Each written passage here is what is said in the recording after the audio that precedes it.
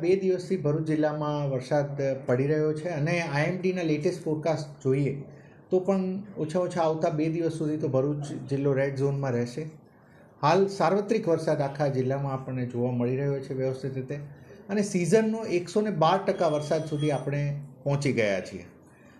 ભરૂચ જિલ્લામાં આપ જાણો છો તેમ સરદાર સરોવરમાંથી જે નર્મદા નદીમાં પાણી છોડવામાં આવે છે એની પણ ઇફેક્ટ સારી એવી અહીંયા રહે, કેમ કે અહીંયાથી જ ટી લેન્ડ ઉપર આપણે આવીએ છીએ.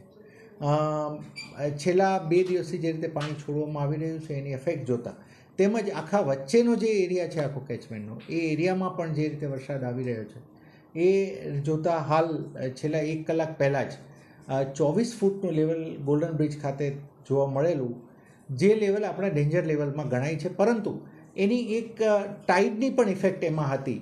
એ જો જેમ કે ટાઈડ જેવું ગયું તો હાલ એ લેવલ 24થી નીચે આવી ગયું છે હાલના સંજોગોએ. હું જિલ્લાના તમામ નાગરિકોને હું અપીલ કરું છું કે હાલ 2 દિવસ તો હજી રેડ ઝોનમાં આપણા જિલ્લો છે.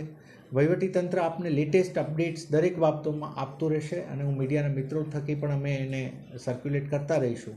પરંતુ હાલ કોઈ બિનજરૂરી પ્રવાસ ના કરવો અને સાવચેતી રાખવી, અને નીચાણવાળા જગ્યાઓમાં ખાસ કરીને જવું નહીં.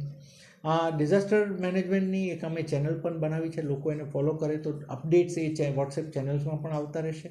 અને એક રેવા કરીને એક પોર્ટલ થકી આપણે ગોલ્ડન બ્રિજ ઉપરના લેવલ પણ લાઈવ આપણે બતાવી રહ્યા છીએ સેન્સર્સ થકી.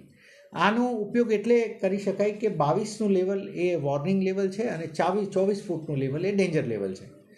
નાગરિકોને પોતાના મોબાઈલમાં આ લેવલ કેટલું છે એને બધું જાણવા મળી શકે છે.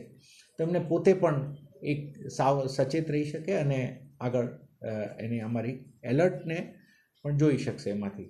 ફરીથી આ રેડ ઝોનના જ્યારે ડિક્લેર થયું છે ને આઈએમડીના ફોરકાસ્ટમાં હેવી રેઇનના પ્રેડિક્શન છે. તમામ લોકો સચેત રહીએ અને સાવચેત રહીએ. Thank you.